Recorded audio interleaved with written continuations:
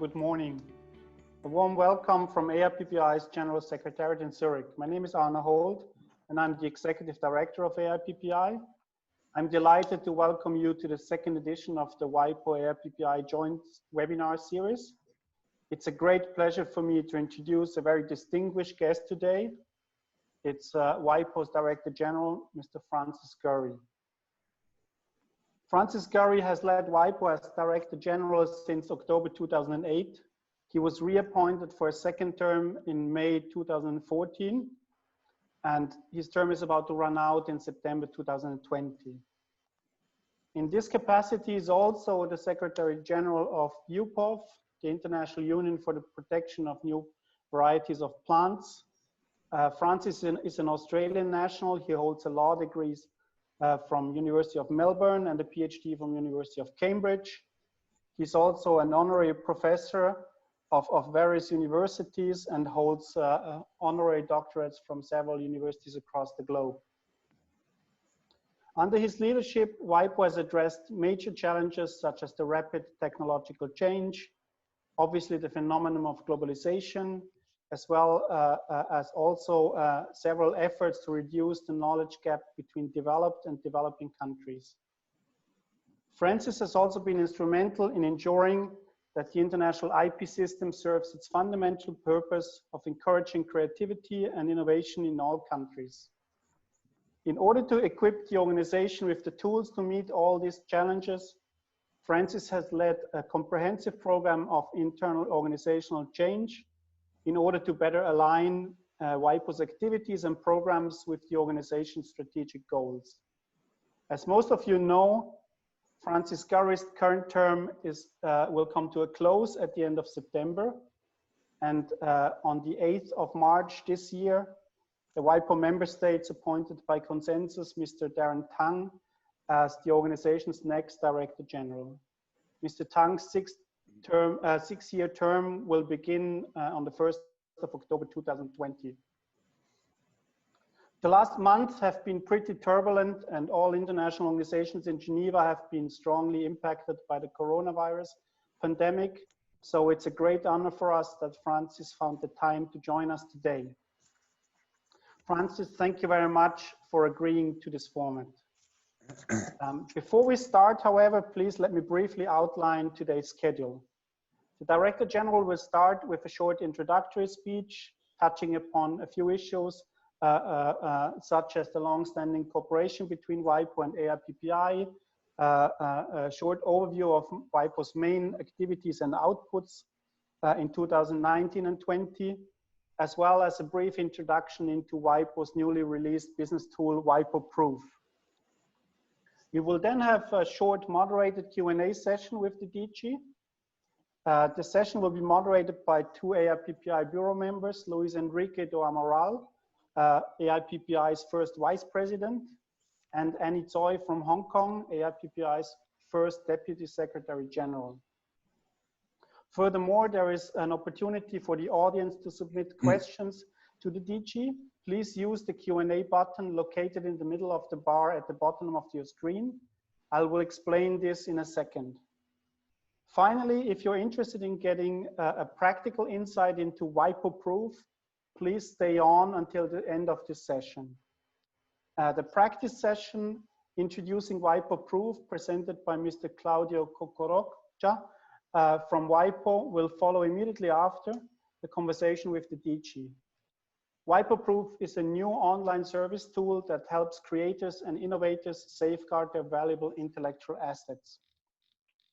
So before we start with the speech, a few housekeeping rules.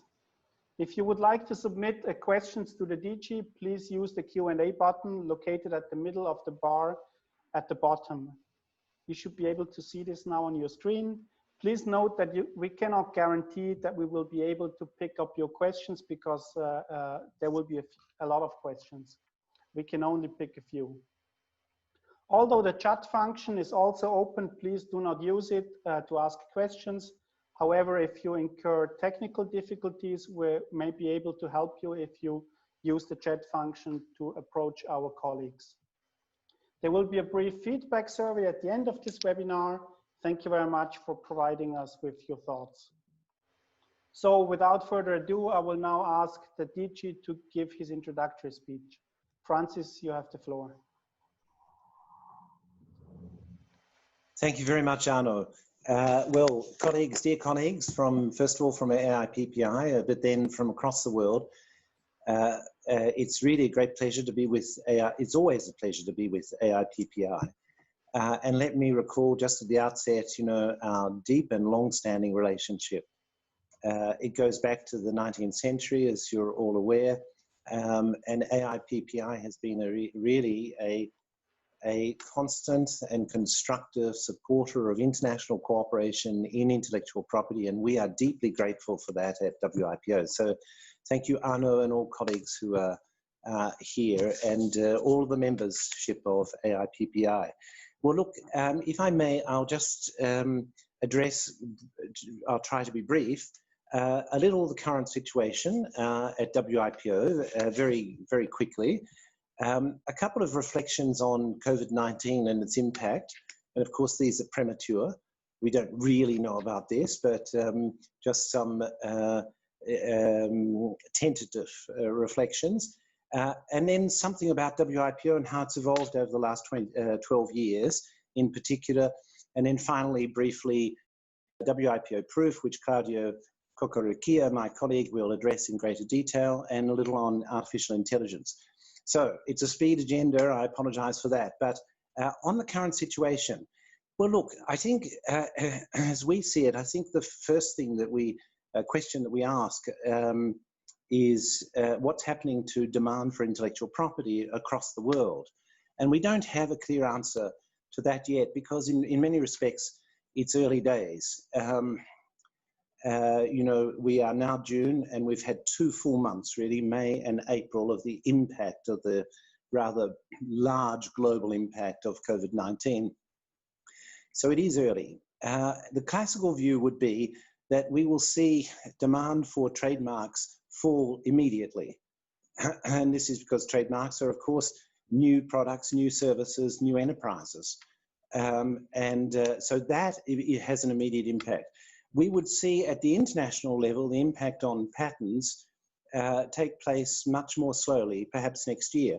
And that's because you file internationally generally 12 months after you've filed nationally. But it's also because patenting is a long-term activity. It reflects, it's the end of a chain of actions that have research and development, product development that has taken place over a much longer period of time. This is bearing out to some we are seeing that. So the Madrid system for international trademark registrations, we see had a decline of roughly 16 or 17% in the months of April and May. So this is quite radical and quite immediate. The PCT is as yet holding up, and designs are holding up, but it's, of course, we're dealing with a much smaller number. Now, is there any change to the classical view that we will see in the current crisis with COVID-19? Well, I think since the last economic crisis in 2009, of course, the tendency for technology to be a dominant factor in society and the economy has only been accentuated. So that may be a slight difference. Now, of course, there has been geopolitical shift as well, and we've seen the rise of China. And very interestingly, I can tell you from our chief economist and the figures that they've received from CNIPA, the China National Intellectual Property Administration, that in the first 5 months of this year, international patent applications under the PCT from China have risen by 20%. Now that's quite extraordinary when you consider, the context that we find ourselves in. And filings for international trademark, also under the Madrid system, are very strong from China. So, scenario that we see, it's going to be a complex situation, but we need more time to work out, what is. As far as WIPO is concerned, we are fully functional. And that's a consequence of the digital transformation that we've undergone over the last 10 or so years. And all of our services are delivered electronically. However, there are 2 areas in which we are suffering. The first is meetings. Of course, meetings depend on people traveling and physical presence.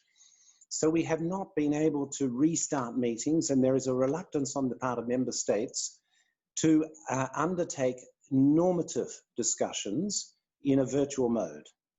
We hope to at least be able to hold hybrid meetings, that is partly physical, for example, delegates in Geneva, with physical distancing, and partly virtual by the month of September at the latest, assuming stability in the epidemiological situation.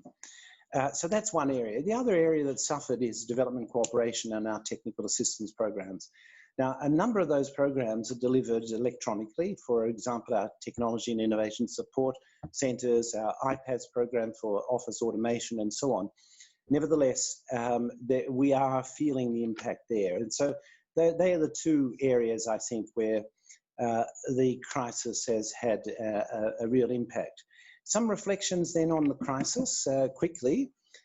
Well, you know, I think it's a brave person who makes any reflections on the world in general at the moment, and on the impact of COVID-19.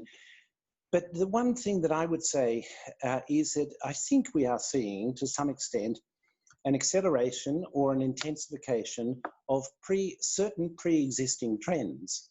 They're not new trends, but they are accelerated or intensified. For example, geopolitical shift. That has been going on, of course, for 20 years or so, and we've seen the rise of Asia and the rise of China in general. But there is a slight acceleration in this, I think, in the current circumstances. Secondly, digitization, the whole digital transformation, with the move towards a greater amount of economic activity taking place digitally. Well, that again is intensified and accelerated by the COVID crisis.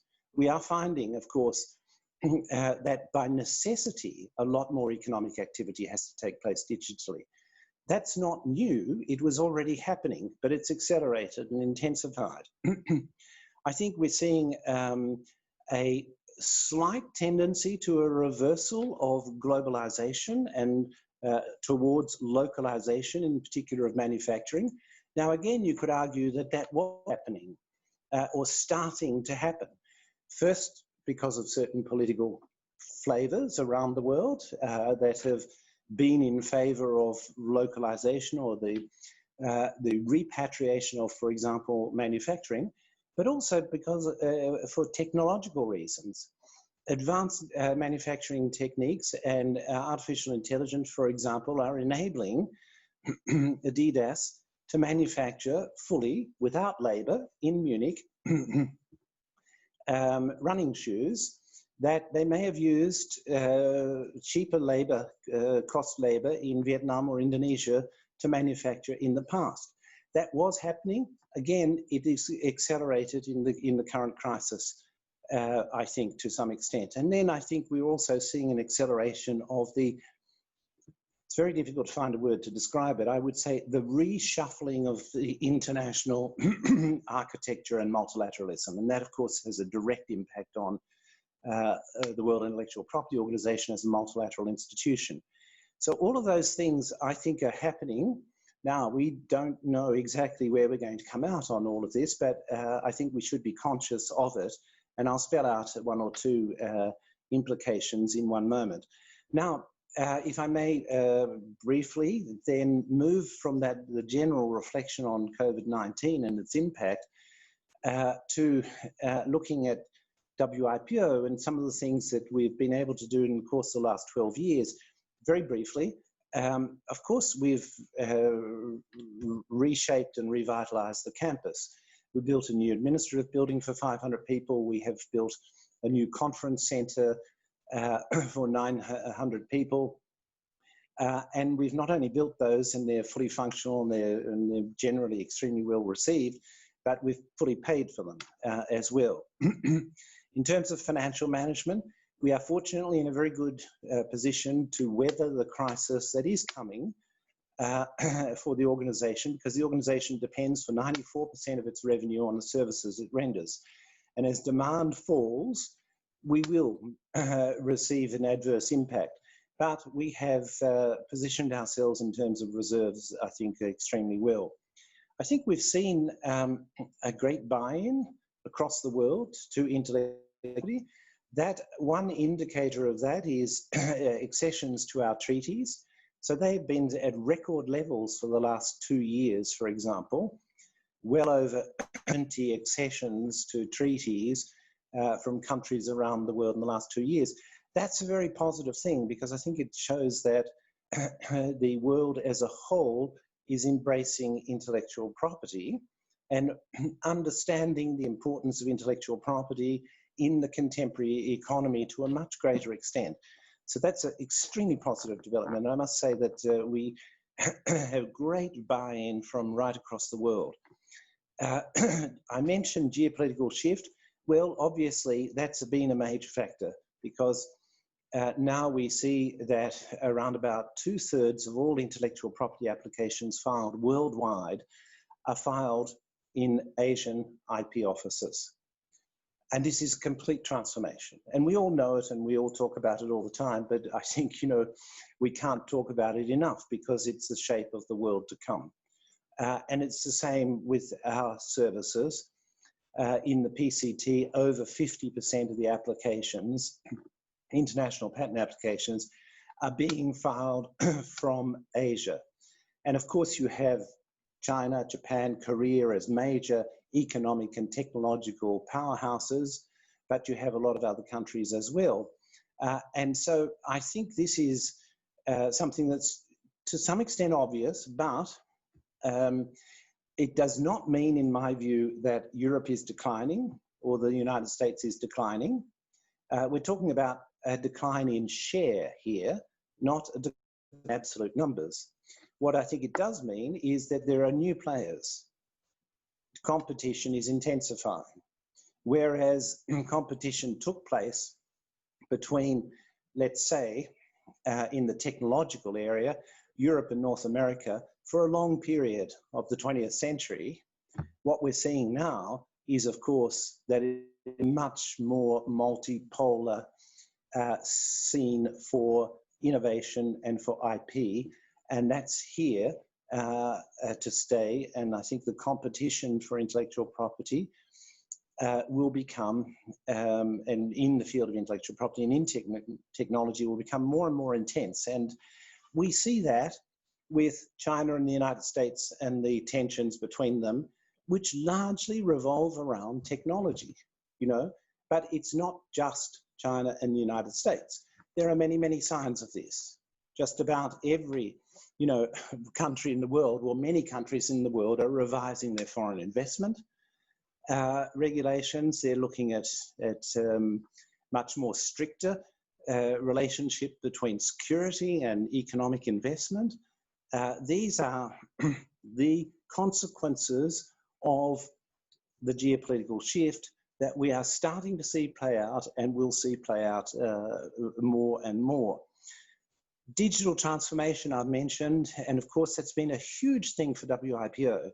And we have been able to weather the COVID-19 crisis reasonably well because of our IT platforms and the delivery of services through electronic platforms.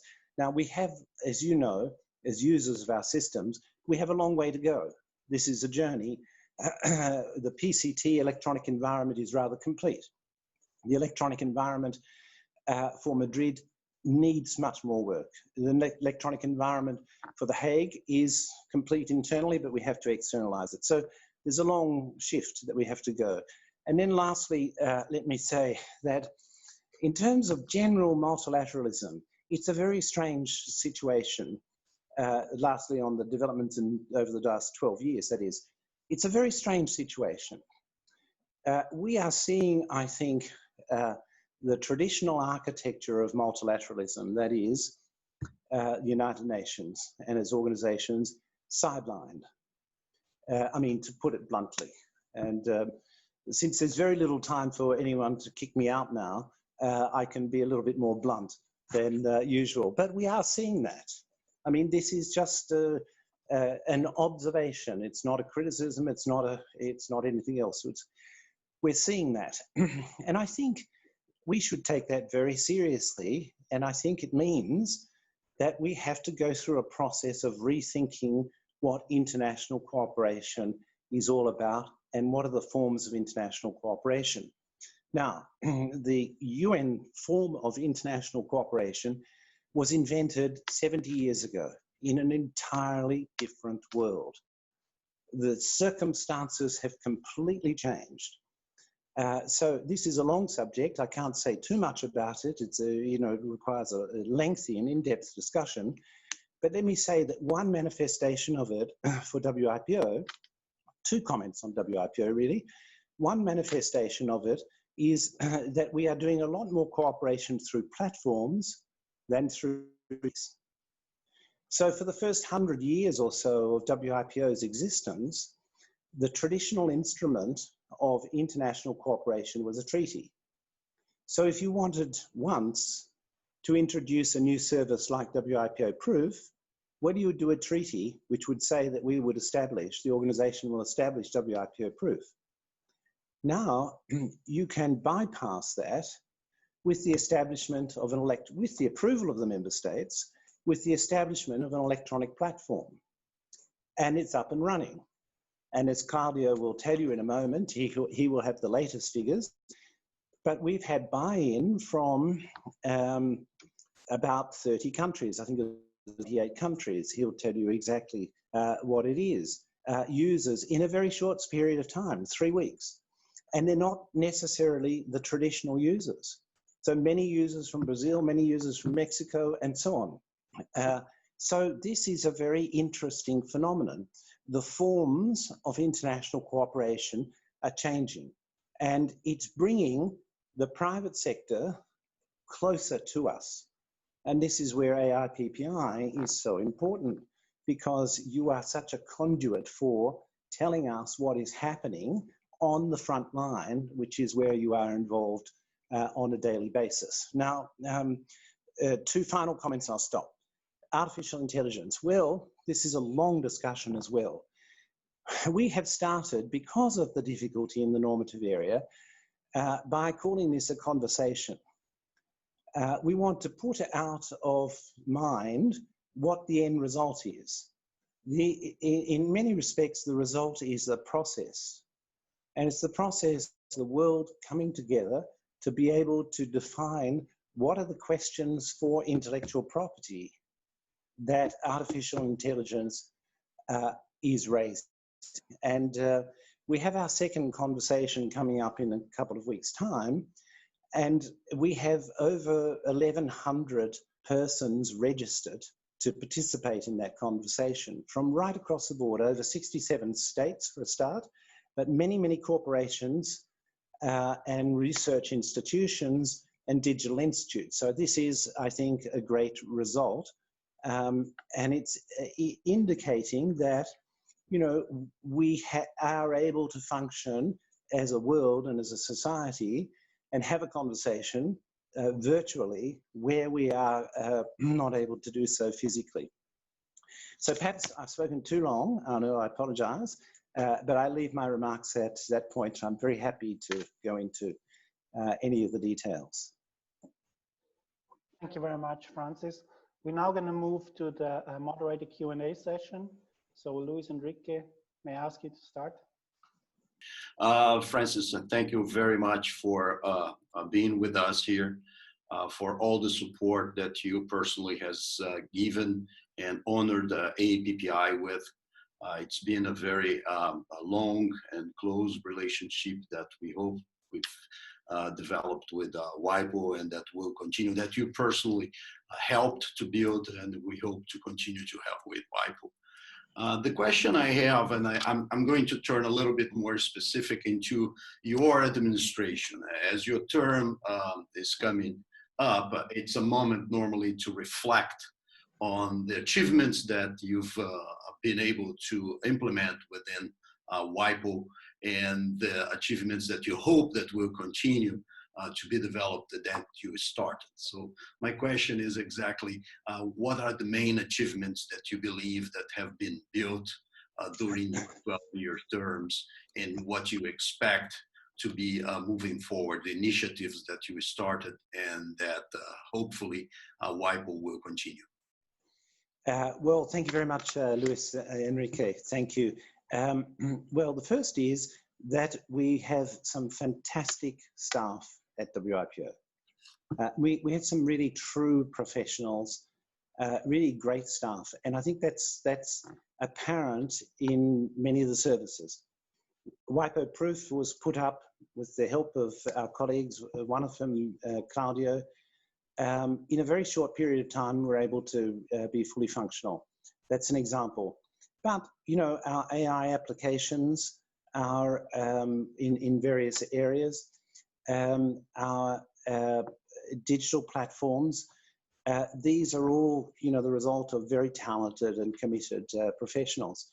So overall, I'd say, look, the positives may be, I hope, greater buy-in, very sound and stable financial situation, which is extremely important. You know, we have reserves beyond what our target was, and that is going to take us through this terrible economic crisis and enable us to function fully without any impairment to our services.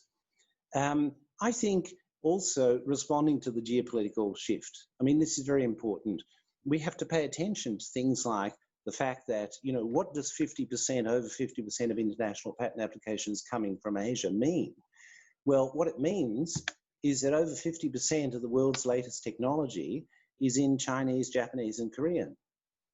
Now, if you're operating in Brazil or in Europe or wherever, that's a new situation. If you're a startup hoping to go global, then you'll want to know what rights might be able to be opposed to you when you go into other markets. And you're not going to be able to do that these days unless you have some form of access to the languages in which a lot of the new technology is being written. And so our AI-based neural network translation application, it becomes extremely important. The service we give of providing an English abstract and a French abstract for every international patent application is extremely important. So I think we have to think through, what does this mean? It also means, as we've discussed, tension. Now, I'm very happy that for the most part, WIPO has remained a little island in the middle of an ocean of dissension. So there's a big storm going on in the ocean, and that's how I think it should be. We should try to be the place that reflects what is agreed. Now, it may be that only 7% of, you know, the space is agreed, but this is the place where we have agreed and where we agree to cooperate. A lot goes on out there that's beyond, you know, we have no powers in relation to it, nothing to say, really, and that's the way the member states want it. But we have to try to slowly make that 7%, 8%, 9%, 10% to enable business to function around the world. And I think that's the task. So that's a question of, you know, it's really the ball's in the court of the member states. You know, are they going to cooperate? Now, fortunately, despite all of the turmoil in the different political approaches being adopted around the world towards international cooperation, and there are many, you know, and I wouldn't single out one in particular because it's not true that it's happening in one or two countries only. It's happening in all countries. All countries are rethinking their attitude to international cooperation at the moment. Now, in that, I think one of the things that struck me is that WIPO has been around since, you know, 1883. And actually, if you look at the international organizations, the International Telecommunications Union, the World Meteorological Organization, WIPO, Universal Postal Union, have all been around since the 19th century. And during that period, the League of Nations was born and died. the United Nations was born. You know, it's a testimony to the sustainability of international technical cooperation. So where you get professionals, as you know from AIPPI, people come from, I don't know how many countries you have, 130 or so members in, and they're coming together because you're professionals, you've got a common language, and you can talk, and you can create the basis for, I think, peaceful coexistence in the world. This, I think, is not to be underestimated. So I think, you know, maintaining the technical focus of WIPO is terribly important amid all of the quite excessive political rhetoric that we're hearing these days. If I may, a very quick follow-up question on this Sure. specific issues. We see, at least in a country like mine in Brazil, that there is still a little resistance to embrace intellectual property as a tool for innovation. And this is not only particular to Brazil. In many countries, we still have this certain hesitation to embrace IP.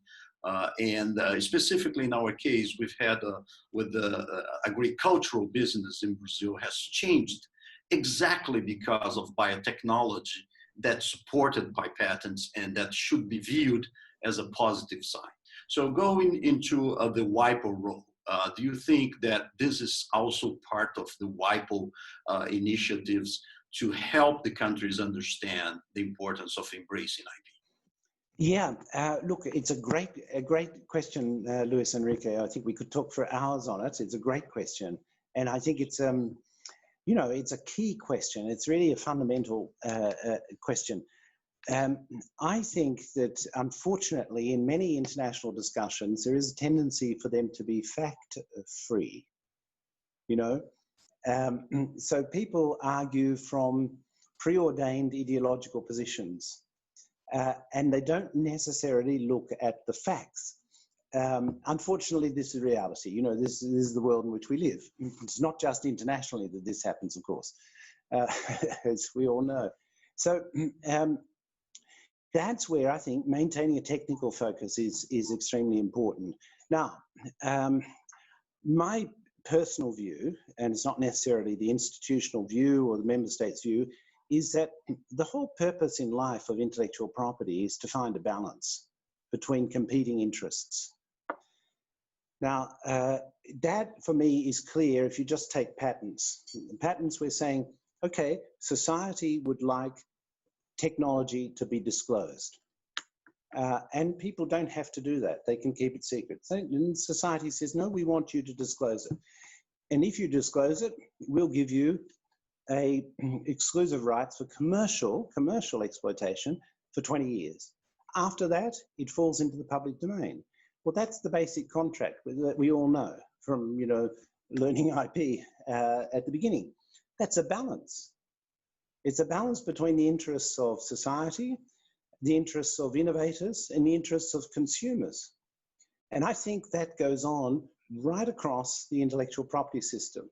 If you go to the copyright system, you get the same sets of balances. You know, you get the exclusive rights for a period, but there are exceptions, there are limitations, there are, you know, so that's what it's all about, finding a balance. Now, that for me means that the old views that IP is all bad or IP is all good are completely misplaced. Because it's neither all good nor all bad. It depends on the balance as to whether it's good or bad.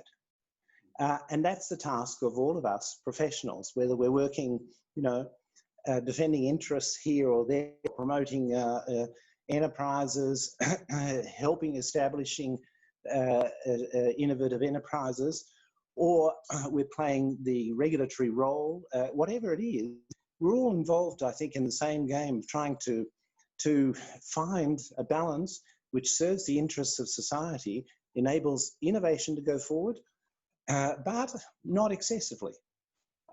So that, for me, is the great beauty of intellectual property. It's a great mechanism for, you know, joining in this discussion engaging in this discussion of what's right and what's wrong.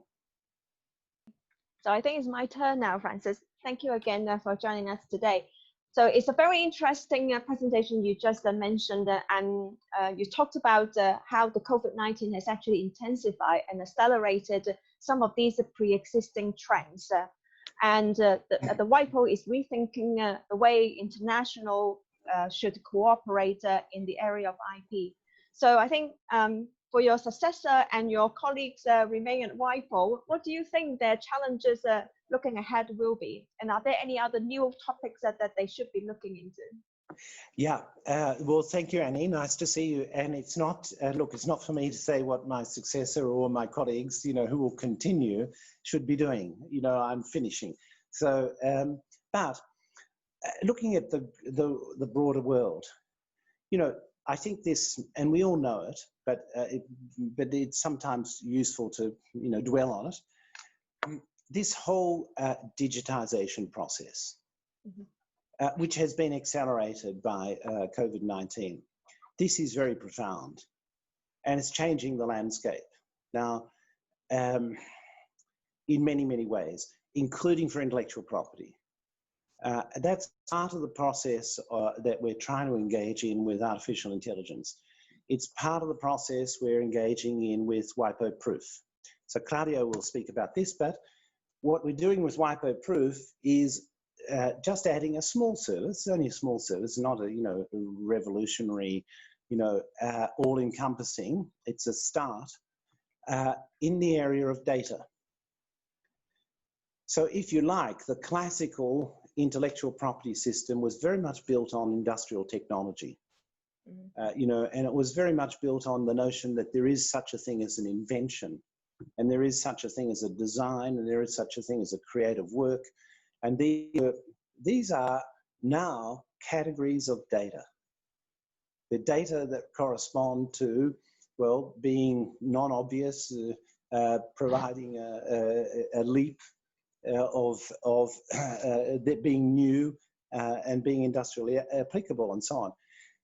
What we're seeing, I think, is a huge amount of new activity with respect to data.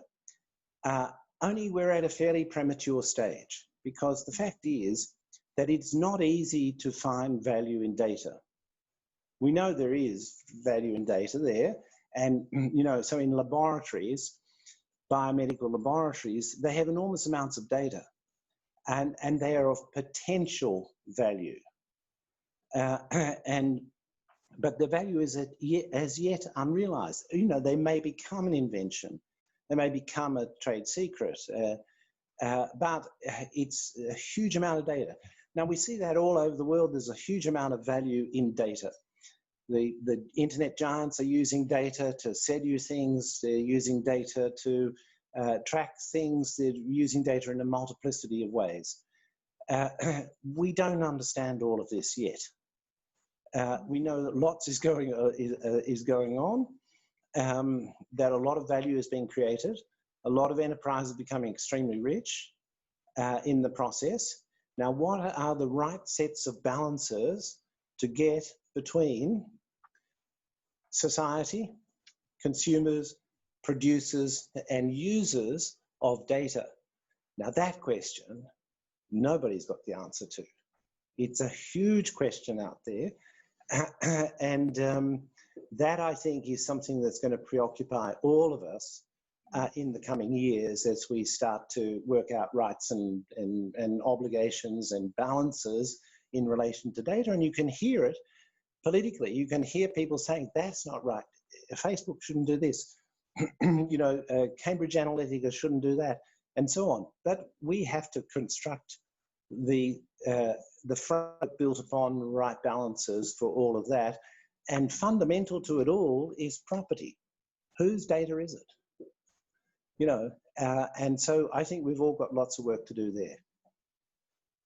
Right. So you've mentioned, you know, like this, when a lot of people talking about the Industrial Revolution 4.0, and then it seems that this term is becoming obsolete already because we're quickly moving, you know, like leaping a big step forward. So while there have been some arguments saying that the so-called innovation ecosystem, international IP systems are already very complex. Now, with all these new areas, the data, AI, big data, that we don't know very much about. So what would be your comments about how we can then continue to cooperate internationally? And how can organizations like WIPO redress such perceptions that these international corporations are far too complex, too difficult for us? It's a great question. It's a fantastic question, because I think complexity is one of our problems. Complexity has happened, and we've built complexity with interconnection, amongst other things. So it's not possible to tackle any crisis.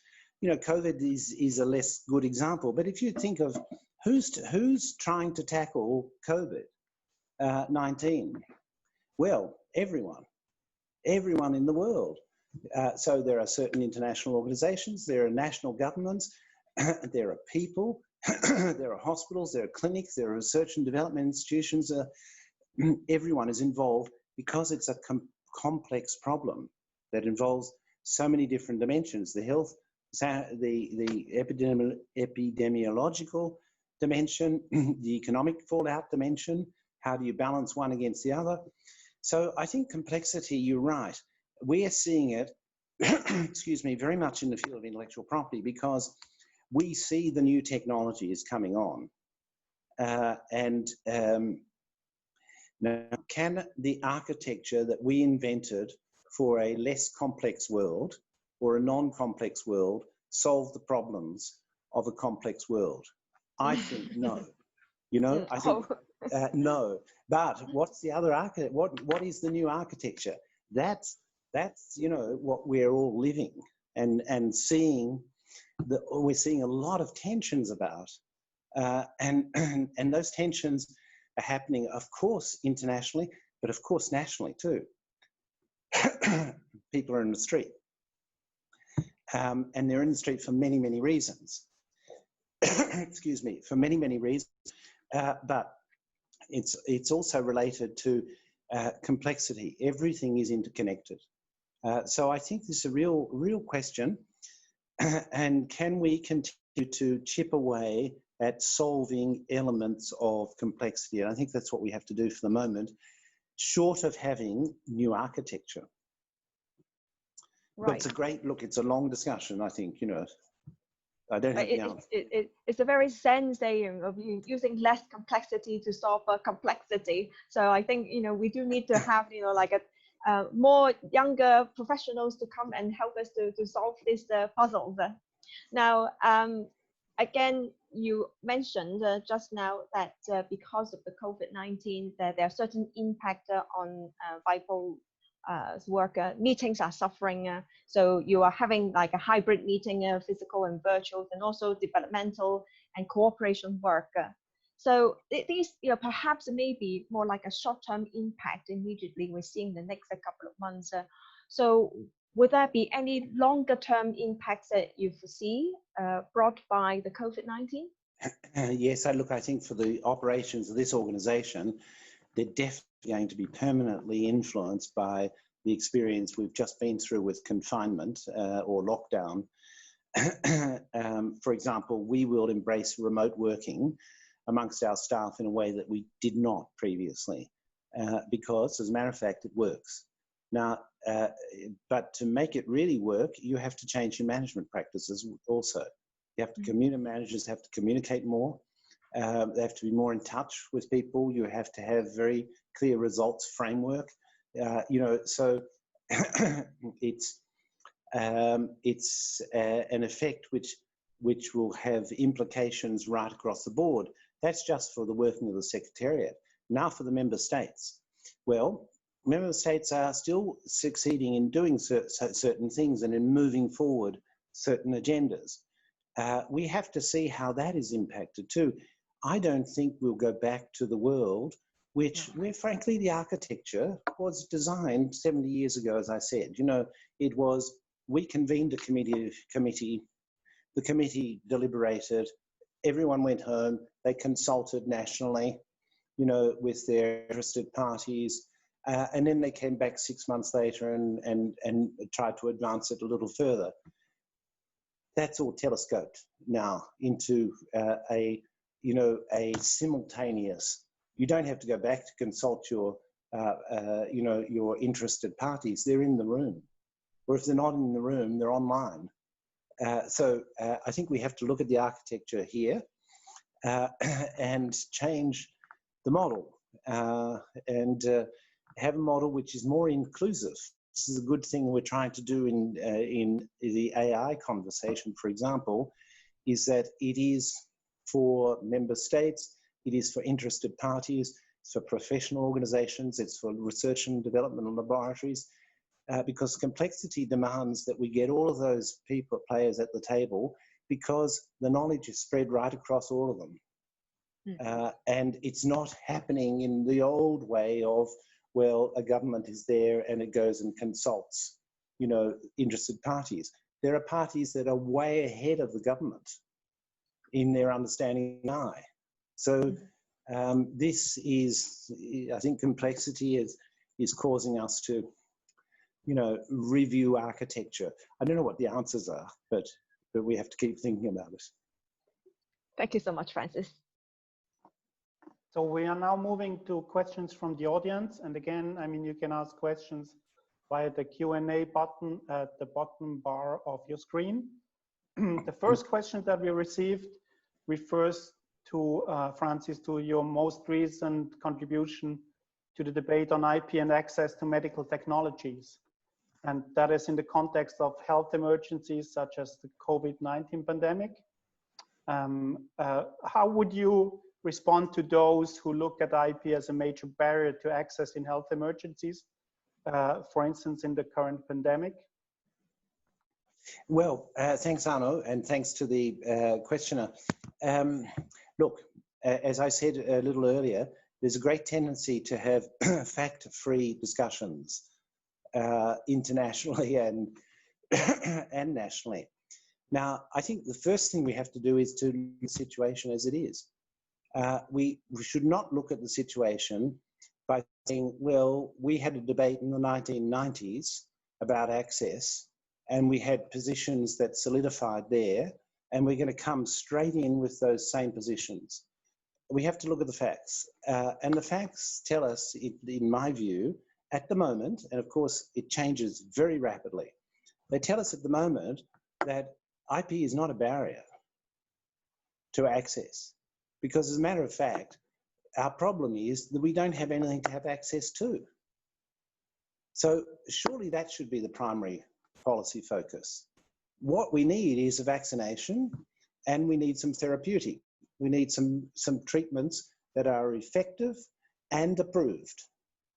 And we don't have those yet. Now there are, over 1,000, I think, clinical trials going on around the world for vaccinations and therapeutics. There is some promising news that came out yesterday from the United Kingdom in relation to the use of a steroid in critically ill patients, producing some sort of result. I think we need to focus on innovation first and foremost. That is happening. Of course, that's happening. But when you go to innovation, well, the innovation ecosystem is very complex ecosystem. 70% of research and development is funded and performed by the private sector, and 30% by the public sector. So you need all of those players involved, in my view. And then, look, when we get to the happy situation where we have a vaccination, or we have a vaccine, or we have a therapeutic, well, the IP system has a series of measures in it, built in nationally and internationally, to ensure affordable access. And I have no doubt that governments will start to implement those. So I think it's a question of sequencing, first of all, that we should be having an argument about something that doesn't exist at this stage. We should be focusing on innovation. Let's cure the problem. Let's get the innovation that's going to, help us all move forward. And then we'll work out, and the provisions are there in the treaties and they're in the national laws. And if they're not there sufficiently, well, let's have a discussion and fix it so that we can actually get on top of this problem. So for me, people have gone off in some instances half-cocked, as they say. You know, the gun's gone off before it's been fired in the aim has been taken. It's been and the shot is accurate. We need to focus on innovation. The IP system, I'm sure, is robust enough to provide access in this, what is so clearly an emergency, an international emergency. Thank you very much. The next question refers to an organization in Geneva that also deals with IP. And over the last few months, we have seen actually the WTO being derailed and being kind of impacted by some of the member countries. What is your take on this with regard to WIPO? So is this good news for the other organization? Is this of general concern? What is the impact on WIPO, and what is the impact on the IP system in general? So look, I think it's part of the, first of all, part of the multilateral reshuffle that I mentioned earlier. You know, lots are happening in this space, and you know, clearly some of the major players in the world are taking a different look and a different tack on international cooperation. We have to, as an organization, in my view, be there when, you know, the new cards are dealt. We have to be there. And now we've got a good record on that, thanks to all of the support we get from organizations like AIPPI, because we've been there through 2 world wars and a great, you know, the Great Depression and various other transformations, absolutely extraordinary transformations in the world. And professionals around the world have still come together and found an extraordinarily consistent vein of saying, okay, authors, composers, we need to reward you and ensure that you have the possibility of a decent economic existence. Innovation and innovators, we need to find the right economic incentives to have the right sort of investment in innovation. Nothing says that the system is perfect, but there is a system there and there are ways of doing it. Now, WTO and IP. Well, since the TRIPS agreement, which after all is nearly 30 years ago, they have had, of course, the paragraph 7 innovation, which was extremely important in relation to access, actually, and compulsory licensing, but not much else. So I think what happens is that states, you know, the states are self-interest maximizers. They look to advance their position on the international stage, which is competitive, and that's appropriate, and that's not a criticism, that's just how they behave. Many of the industrialized countries saw in the late 1980s and early 1990s an advantage in going to WTO to try to develop new norms for intellectual property because they had more power there, frankly.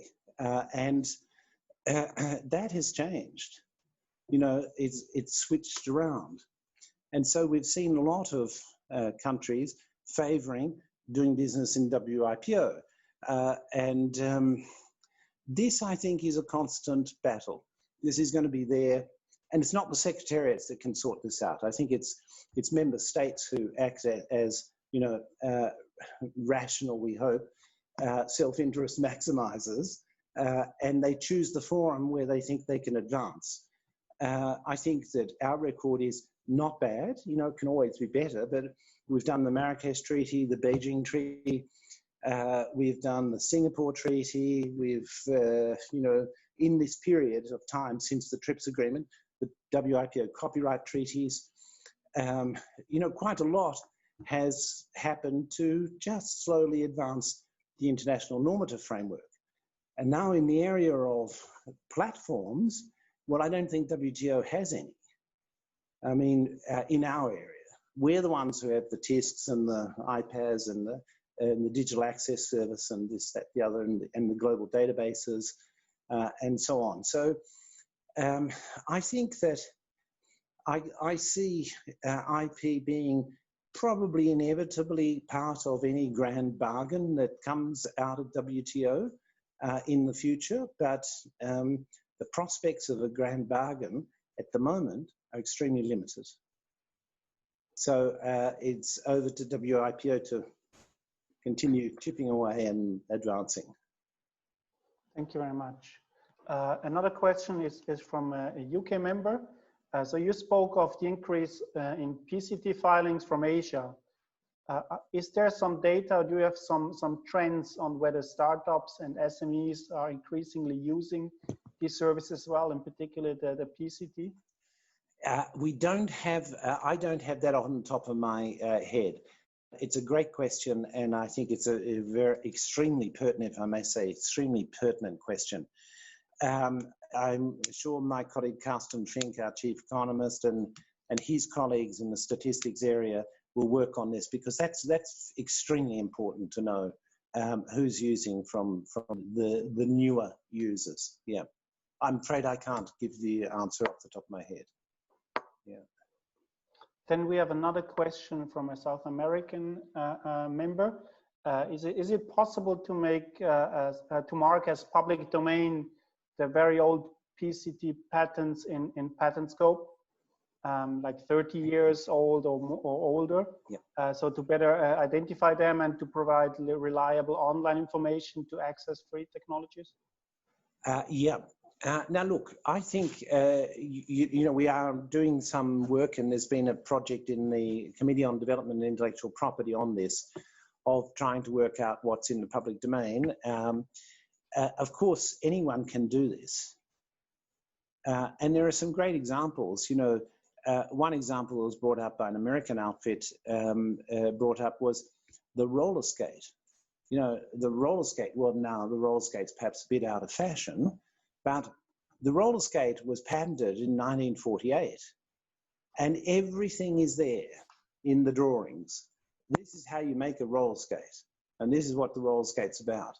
Now, that fell into the public domain at the latest, around about the mid-60s. The roller skate craze came in about the 1980s. That was all in the public domain. Anyone could have said, hey, let's build a roller skate. Now, perhaps I'm not giving an illustration of the most socially useful technology, but this happens right across the board. And it's a real mine, a gold mine, the databases. People can do the work themselves very easily. You know, it's not too hard, and there are the tools to do it on our patent scope database to find out, you know, what is available. I mean, we are pushing forward to try to identify it also as well, but it's all there, I think.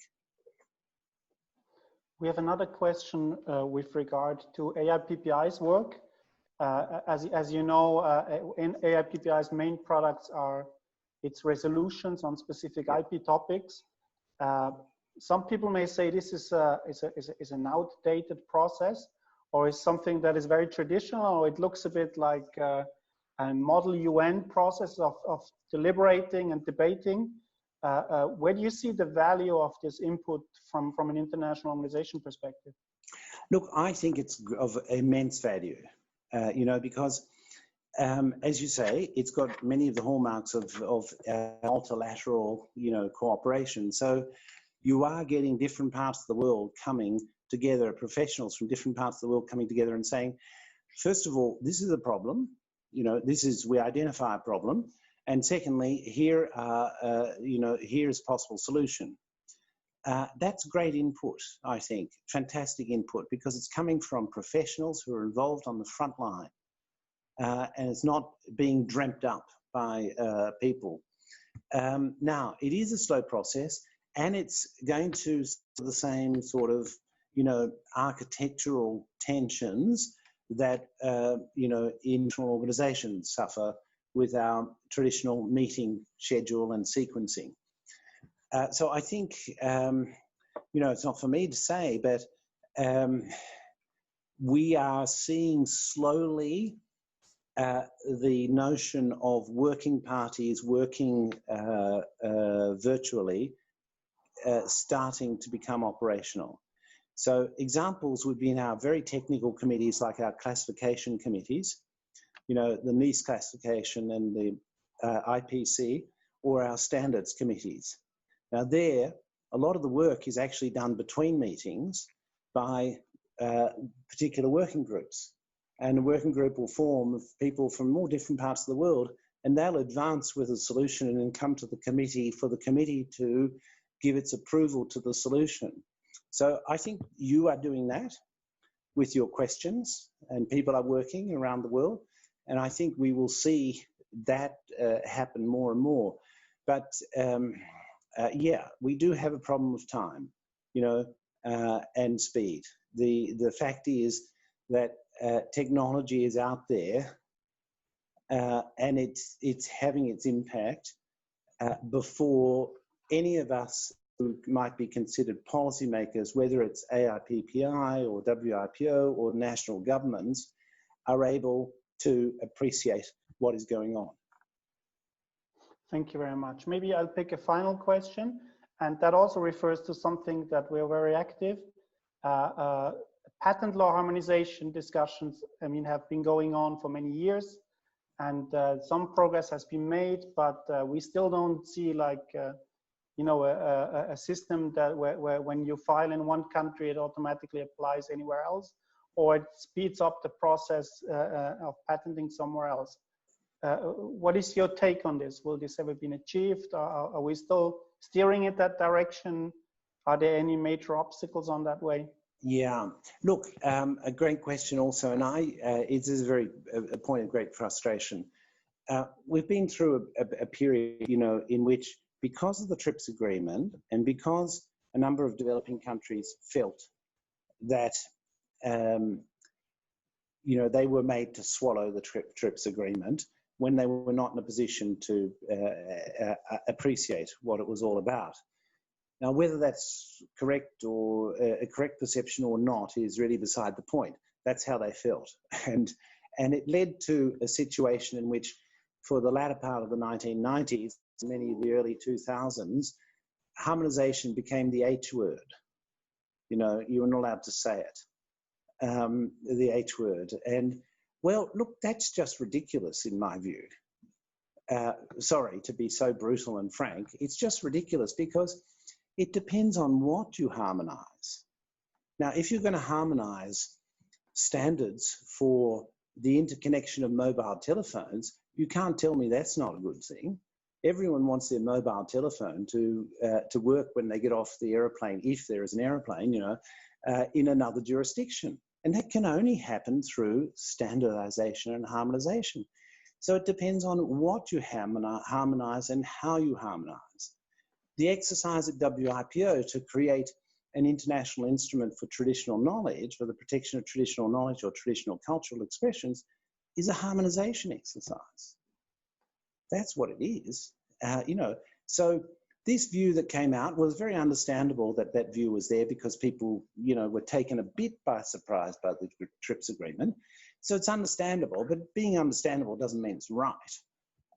And I think it is regrettable that there is this gut reaction against harmonization. And it's also, it's based on the view that harmonization means adopting the highest possible standard. It doesn't necessarily. It means adopting the most effective interoperable standard for a globalized world. So I think we need to get out of this. Now, the other comment I would have on it is, it goes to, this crisis of multilateralism. Because the current system in a multilateral system is a consensus-based system. And in this world, which is, suffering from at least temporary insanity, I would say, you can't get consensus. across 192 states in the world. So what are we going to do about that? Are we going to stop the bill and say no international cooperation? It's a real crisis. It's something that we need to think about. I would say that the tendency is for people to fragment and to balkanize. And I would say that's something we need to be a little bit careful about, because you will have regionalization and or like-mindedness. Now, that's not necessarily a bad thing. It's not necessarily a bad thing at all, except if it becomes so rigid that we end up with blocks again and the world dividing. So it's a very fundamental and crucial point here. I think that to some extent, what we need to be able to do, at least this would be my small contribution or attempted contribution, is we need to be able to find a way to advance plurilateralism within multilateralism. So that's the original architecture of WIPO. If you look at the Paris Convention and you look at the Berne Convention, there is an article in each which says member states are free to conclude agreements amongst themselves, provided that those special agreements are not inconsistent with the mother convention, Paris or Berne. And for many years we had that. PCT has 153 member states, Madrid has 117, 19 or something like this, or countries covered. The Hague has, 64, something like this. All differential. It's a menu. You can choose. I'll have that, I'll have that, I'll have that. And that allows plurilateral cooperation. At the same time, they were concluded under in a multilateral organization. So the multilateral organization said, okay, you can go forward with your thing. It doesn't interest us, but please go ahead and do it. That has stopped, unfortunately. And it stopped more or less at the time, I would suggest, of the TRIPS agreement. Because the TRIPS agreement introduced a fundamental change in the architecture internationally. It was no longer a choice, menu du jour. It was no longer a la carte. You can choose PCT and choose the IPC in this. It became menu du jour. You're getting sausages and frites, and that's it. And there's no choice. It was to join the international trading system, you have to have all of that. So it was a fundamental change in the architecture. Now, I think we have to go back, frankly, and allow individual groups of member states to go forward with things that interest them within the multilateral umbrella. And then you can say, so what's so hard about that? Well, what's hard at the moment is that some countries are saying, well, sorry, it doesn't interest us. We don't want you to do it either. And I think we have to develop a reason or a rule as to when people can block something. If we're based on consensus, and I think you should only be able to block something if it affects your interests. And if it doesn't affect your interests, you shouldn't be able to block it. So let me give you an example. We had a lot of controversy about this over geographical indications in the Lisbon Agreement.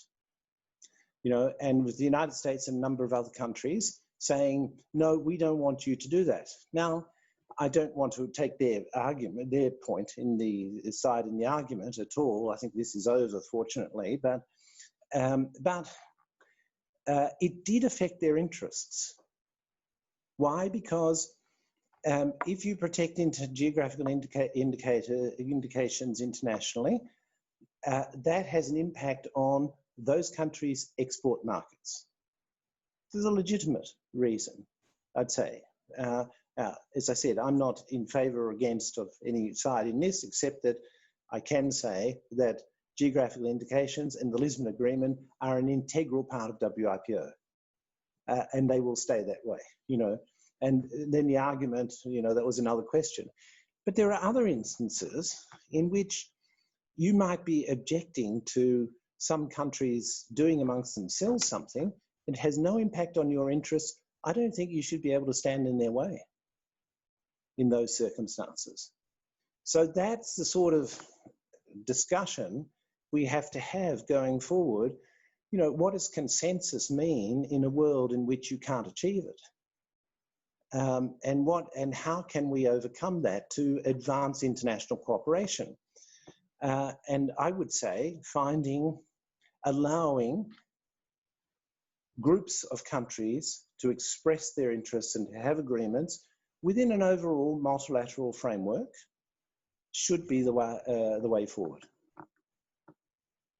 Thank you very much. I mean, we touched upon many great questions that provide food for thought for many hours of discussion. In the interest of time, we have to come to a close. On behalf of AIPPI, I would like to thank you, Francis, for agreeing to participate in this webinar and also for answering the questions of our members. If this were an auditorium, this would now be the perfect moment to physically hand over a token of appreciation. It's a bit difficult in today's webinar context. We send off a present. It got apparently stuck in the Swiss postmail together with all the online shopping, I assume. Nevertheless, I mean, we would like to hand you over a quick present. Hopefully it arrives while your term is still running. And on behalf of the AIPPI Bureau, I would like to thank you also for the excellent cooperation over the last 12 years. We would be delighted to invite you as a guest of honor to the next AIPPI World Congress in Hangzhou. It takes place a year later due to the current pandemic situation. And thank you very much for agreeing to this format. And again, thanks a lot. Well, thanks to you, Arno. And look, it's been a real pleasure and a privilege. I'd say the one thing about, the greatest thing about having been able to serve as Director General of WIPO has been the exposure it gives you to people. It's really wonderful. And that I've deeply appreciated, and it's really, really been wonderful. So AIPPI has been a big part of that, and for a long time, beyond my term as Director General.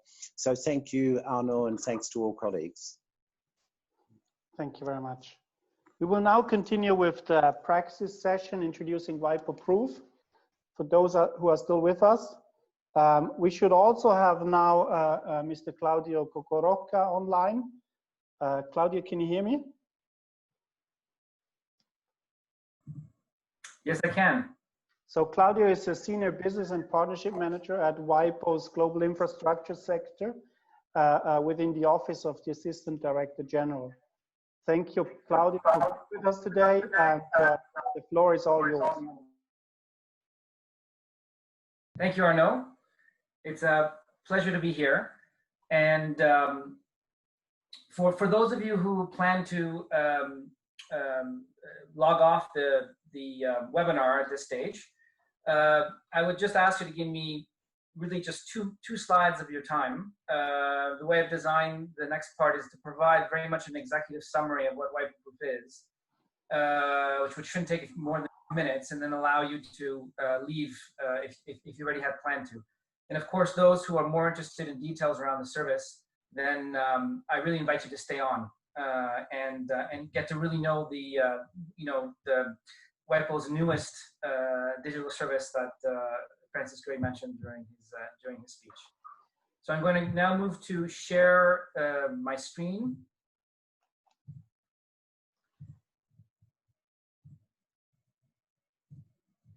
Here we are. And I hope that that is visible to everybody. So as I mentioned, 2 slides of your time for those who have to leave quickly. And really, before we get started, I'd like you to imagine yourself in the shoes of a real innovator or creator. Perhaps you actually are one, or you represent one. I know that there's lots of partners from IP law firms present today.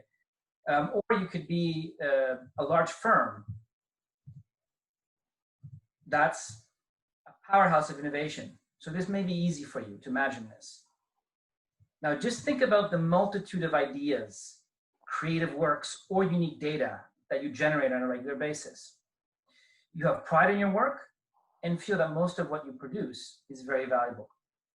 Perhaps this value is not immediate, but you definitely wouldn't want to give away this work or have it fall into the wrong hands.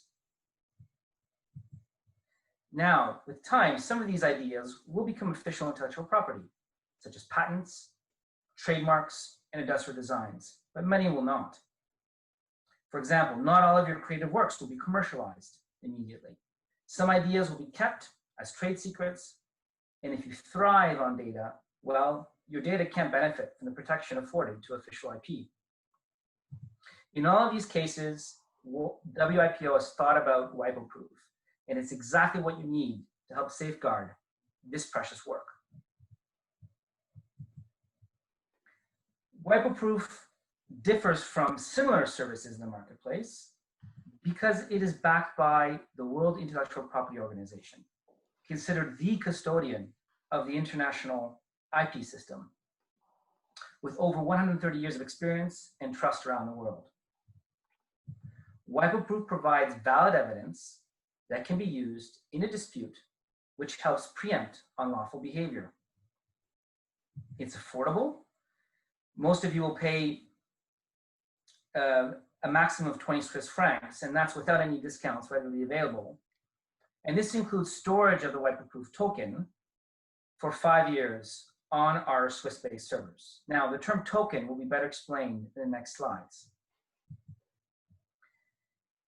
Given the WIPO brand, it benefits from worldwide recognition and provides full confidentiality for you and your activities. So in today's presentation, I will take you through the what, why, and how related to WIPO Proof. So items 1 to 4 on the agenda, followed by a quick demo of the service's main features and usability. And this, of course, will be followed by a Q&A session. So what exactly is WIPO Proof? WIPO Proof, very simply, is an online fee-based digital timestamping service for innovators, creators, and the professionals who service them. It provides proof of existence and possession of an original digital file at a specific point in time, which cannot be altered or changed. It is based on technology called Public Key Infrastructure, or PKI, which is a process of electronic signed certification. Think of it as a digital notary. You may be aware of physical notaries. People take legal documents or agreements to a physical notary to get them notarized. The result is a seal on a document, a signature, and a date stamp. Think of WIPO Proof as the digital version of a physical notary. Now, physical notaries can make mistakes, signatures can be forged, and paper trails can be modified after notarization. This is not possible with WIPO Proof. Its digital certification process is essentially tamper-proof. Not even WIPO, the entity that generates the certificates, can modify them, nor can fake ones be created because of the underlying secure PKI technology that is used. Therefore, trusted timestamping means that WIPO can say with the highest level of confidence that the date and timestamped digital fingerprint of the file is accurate and cannot be tampered with. Authorities that provide this type of service by generating digital timestamps are normally called TSAs, or timestamping authorities. WIPO is a trusted TSA. And the main product of WIPO Proof, which I mentioned in an earlier slide, is called a token, which is a date and timestamped unique digital fingerprint of a file digitally signed by WIPO's private key. Now, why has WIPO developed WIPO Proof? The answer to this question is very much related to the innovation lifecycle that WIPO is entrusted to support globally. Looking at this life cycle as a process, we have various stages which are displayed on screen. Note the back and forth between exploration and development. This is a very important stage in the process of innovation and is commonly referred to as ideation. Now, it can be called a life cycle because innovation can be cyclical, where new inventions and creations feed off existing ones. Where WIPO is best known for is, of course, the protect stage, with its normative work around international IP treaties and associated services such as PCT, Madrid, and Hague. WIPO is also very powerful and useful in the area of the explore stage with its global IP databases. Under manage, there is the WIPO ADR Center for IP alternative dispute and domain name dispute resolution. However, at every stage of the innovation lifecycle, enormous amounts of intellectual assets, which are increasingly or exclusively in digital form, as mentioned by the DG earlier, are being generated. Such assets like data and research do not benefit from formal IP protection, despite their high value. Additionally, many innovators choose the trade secret route, which does not benefit from national or international IP registration. Lastly, in some countries, formal copyright registration does not exist for creative works, so proof of existence can be a challenge. In each of these cases, WIPO proof is extremely helpful in safeguarding intellectual assets. The new service will help WIPO provide needed support during ideation, mainly at the create and develop stage, where a lot of intellectual assets are generated, and the manage stage, where additional intellectual assets are born as inventions or creations are worked. Essentially, WIPO now provides a solution to safeguard certain intellectual assets that historically have been a challenge to protect and are rapidly increasing in importance. Again, I underline data as an example. Lastly, WIPO proof neatly fits into our one-stop shop platform concept, fully integrated into our IP portal, where seamless customer experience with other WIPO services can be maintained. So very quickly, what can WIPO proof do? It can prove the existence and possession of a digital file at a specific point in time. And it can verify if there has been a change to the original digital file for which a WIPO proof token was issued.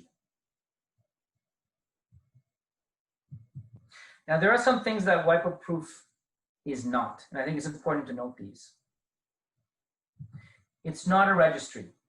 At no point in time does WIPO receive or store the original file, nor would it have any information on the content of the original file. This retains complete confidentiality. WIPO believes that most innovators and creators prefer this level of discretion. WIPO proof does not provide protection based on international treaties, directives, or formal IP designation, or assign any kind of IP right.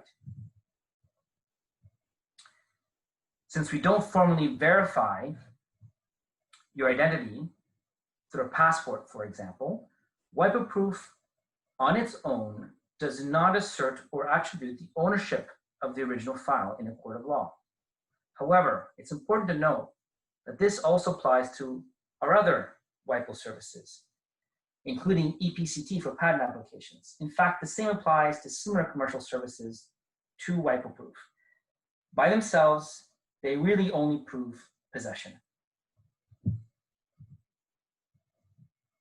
So, what does WIPO proof safeguard? For simplicity, we have organized use cases into 4 main areas. Number 1, trade secrets. Most of you know that in order for something to be considered as a trade secret, one of the main attributes that has to be demonstrated is that the owner has actually put in place protective measures that safeguard confidentiality. Traditionally, this is done through non-disclosure agreements, limiting access, physical and cyber security protocols, and other similar measures.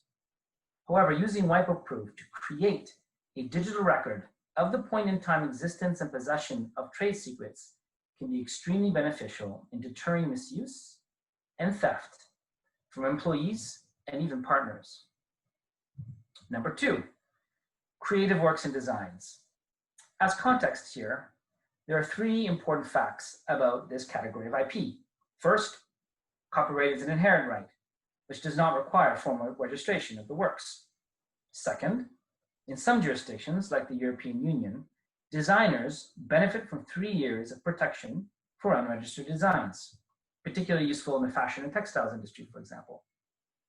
And third, creative works such as films and music are often collaborative in joint projects where each artist contributes their own individual works to produce a final product. And it is only this final product that is commercialized. In each of these 3 cases, being able to prove the existence and possession of individual works with the highest level of certainty can be essential in resolving future disputes, such as infringement, misuse, and misappropriation. Number 3, research and data. In the majority of jurisdictions, intellectual assets such as data and lab notes have no formal registration system or the granting of rights, so safeguarding such assets against potential theft or misuse is critical. Data, as mentioned by the DG, is becoming such an important asset for companies and organizations that owners can't afford to leave such valuable data vulnerable to risks. By using WIPO proof to date and timestamp the existence of data sets in their specific states, entities are strategically gaining a form of low-cost insurance in case such data is stolen or misused. And finally, what we considered other digital assets. These can be related to innovation or IP activities, as explained on the slide, but WIPO proof has non-IP applications as well.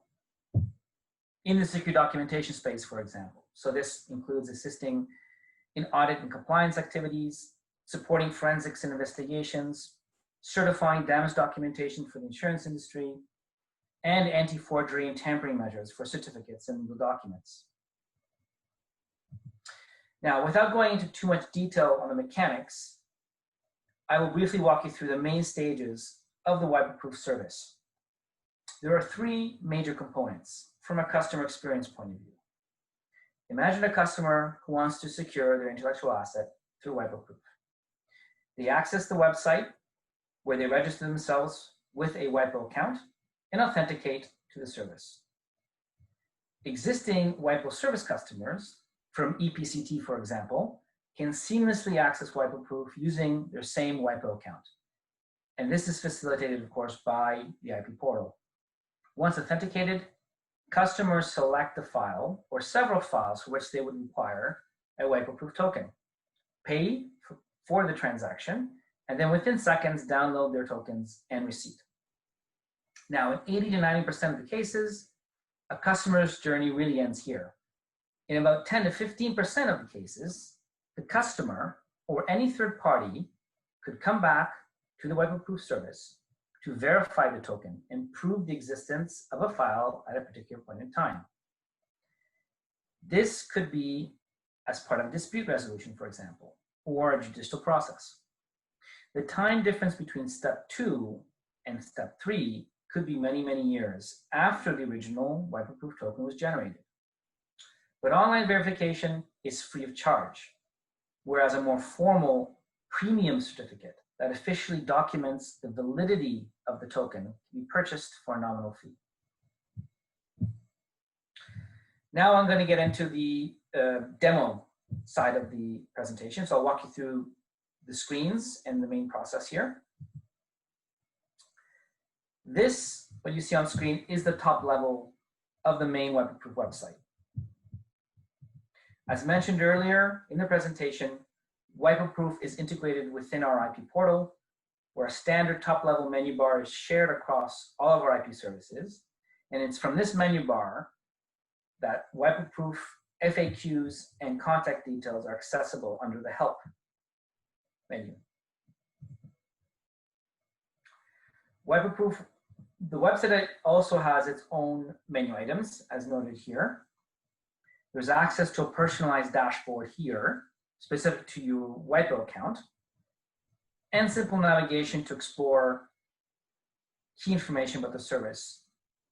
The entire homepage is scrollable. Here we scroll down to the use cases, for example, or we can use WIPO Proof's menu here to access the detailed use cases directly.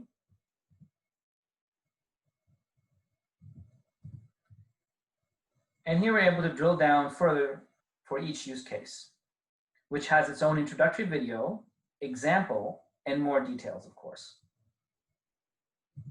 The WIPO Proof service is accessible from many points on the website, such as from this Get Started button. Access to the service is immediate, allowing you to quickly generate one or more WIPO Proof tokens. Notice here that the service is not requesting authentication, ensuring a seamless user journey. Actual payment, of course, requires login, and we'll get to that later. By either selecting or dragging and dropping files, the token creation process begins. So in this case, imagine that I'm an aspiring entrepreneur with an innovative design idea for a new COVID-19 protective mask that will revolutionize the pandemic protection market.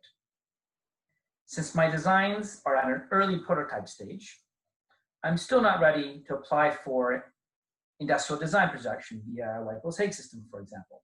So WIPO Proof is the perfect solution, allowing me to safeguard my preliminary work. With my file selected, I enter key information to the system that will help me identify and manage the token after. It's important to clarify who owns the digital file. In this case, it's mine. But note that with authorization, you can represent owners of the file, selecting the appropriate option here in this box. Consider this like self-certification that you are the owner or represent the owner.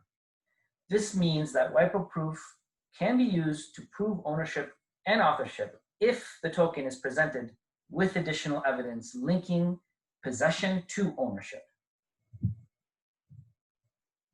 Moving along, I can use a digital file name that is different from the original file name to help me identify it. For example, if I'm safeguarding a data set, I may want to be more descriptive here in this box. Then I need to categorize my intellectual asset, which is important for managing my associated tokens through the WIPO Proof dashboard. Here, I have currently 9 categories to choose from.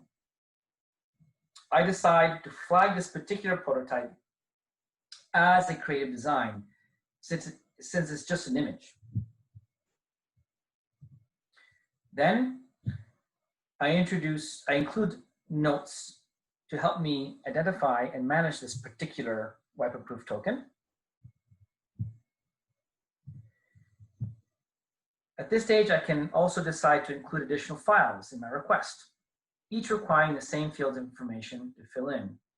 A point to note is that adding files at this stage does not add multiple files to a single WIPO Proof token request, but separate WIPO Proof tokens will be created for each added file. Once ready, I move on to the next stage of the process, which is the summary page. Notice the price of the transaction is included in the bottom left area. In this case, only 20 Swiss francs, which is the most I would pay for a single token without using a prepaid bundle of tokens. I can also add more files at this stage, go back and edit file details should I notice errors in the summary information. And then once satisfied, I'm ready to proceed to payment. Here, authentication is required. If I don't have a WIPO account, I can create one directly from this stage of the process in a matter of seconds. Once ready, I log in, and I am on the payment screen. Notice that my IP portal nav bar has me identified, allowing me to move directly to another WIPO service if I need to without requiring another login. My payment options are made available to me here,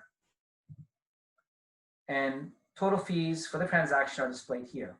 In this case, since I have an active bundle of tokens, this is, which is the default for the fee payment at this stage, the fee is displayed as a number of tokens that will be used from my bundle.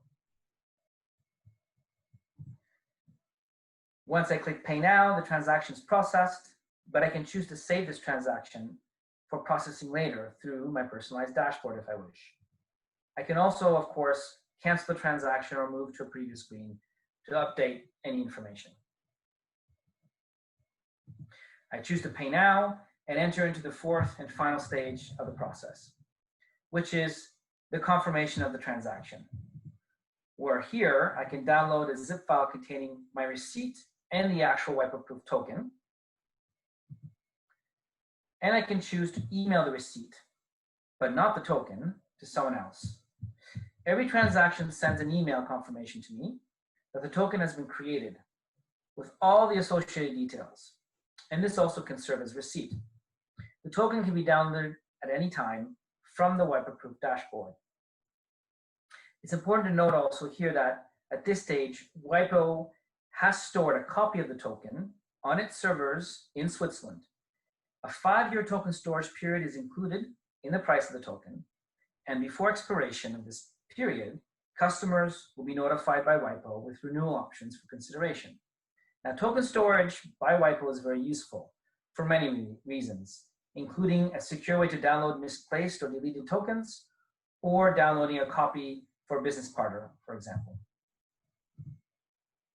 Here, the main process is complete, and by closing the screen, the customer is taken back to their personalized dashboard, which is this. And this is where you manage all of your WIPO proof activity, which is organized by different sections shown here. Now, sections are expandable, as we see with the example of the token section here. And by selecting an individual token, they can be managed. Here we select the token, and we can download it again here if needed. Now, more details on each token can be accessed by selecting the digital file name hyperlink here, as an example. These information pages provide key details for each token, such as the unique hash code, which is the digital fingerprint that includes the file's DNA information, shown here. Other sections can be expanded as well for details, and each section can be accessed rapidly through the dashboard's own menu without needing to scroll to specific sections. This becomes very useful if you have many, many different activities or tokens to manage. Importantly, from the dashboard, all key WIPO proof services can be accessed and initiated, and it's here at the top right. So, for example, let's buy a bundle of prepaid WIPO proof tokens. Once on the service page, I can select from a list of predefined bundles on offer. Here, with a bundle of, for example, 1,000 prepaid tokens, which can be used over a 2-year period, I effectively reduce my per token cost to only 13 Swiss francs. To reduce my per token cost even further, I can contact WIPO directly for larger bundle options. And by doing this, I need to specify my needs and request to discuss with a WIPO representative. Bundle identity information can be personalized right over here, and then off to payment. Now, going back to the website, the main WIPO proof website, to verify a WIPO proof token, a WIPO proof account, a WIPO account is not required. So this can be accessed directly from the website, right over here. If I have access to someone else's digital file and associated token, I can verify its validity, including information on when it was created, all directly from the WIPO proof website. So I don't have to be the owner or the original creator of the token. I access the service directly without needing to log in, where I select the original file here. In this case, I want to verify my colleague's picture of beautiful Mount Assiniboine in Canada. Then I need to select the associated WIPO proof token, which is here. And now I'm ready to verify the validity of the token and understand when it was originally created. The result is then displayed. In this particular case, the token was not verified properly. Either the original file was modified since the time the token was generated. For example, the picture was photoshopped in the meantime, or I have the wrong token or wrong original work. If you noticed, in this example, I have the WIPO proof token stored in a folder with more than one picture, which in general is bad practice. We highly recommend that customers store each token with its corresponding digital file in separate and distinct folders to avoid confusion. So I go back, I try again, I choose another picture, and voila, it's verified. The token was created on May 20th, 2020 at 12:24 and 36 seconds of coordinated universal time. Notice in the verification information that the creator of the WIPO proof token and holder of the original file is left anonymous. And this is done explicitly to protect confidentiality.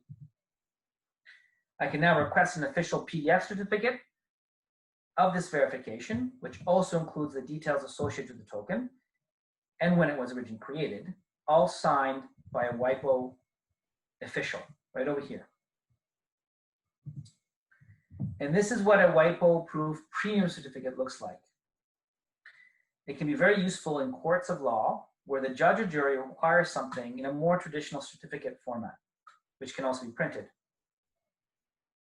This same sample, by the way, is also available for download from the WIPO Proof main website, so you can look at it more closely after this webinar. So that concludes this short demonstration of the service and also my presentation. So thank you for your attention, and I now look forward to answering any questions. Thank you very much, Claudio. We received two questions from the floor. The first one is probably a more technical question, and it relates to the fact that on the one hand, or the system should be able to kind of ensure that the data file has not been changed, and on the other hand, if I'm correct, like you're not storing any data. So I assume it's a kind of encoding, right? Correct. Essentially, what PKI technology does is it accesses your file from your local browser, okay, with a encryption. And so using your local browser, it essentially creates the hash, which is basically a digital fingerprint, an encrypted digital fingerprint of, I mentioned the DNA of the file. It really is that. It gives all the specific details of the file and its contents without understanding what that is. And then it's that hash that is then uploaded to WIPO Proof service, which then is given the date and time stamp from our servers, and also the signature of WIPO's private key.